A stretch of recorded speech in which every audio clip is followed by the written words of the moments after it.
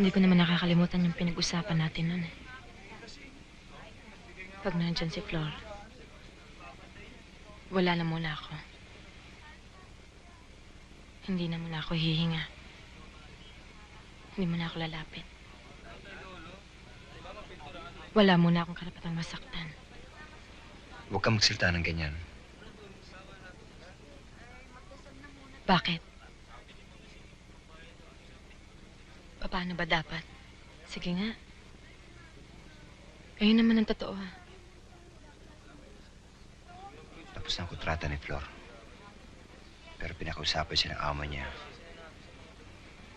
Dahil mga anak nga daw yung amo niyang babae. Babalik din siya ng Singapore. 1 buwan lang daw siya rito.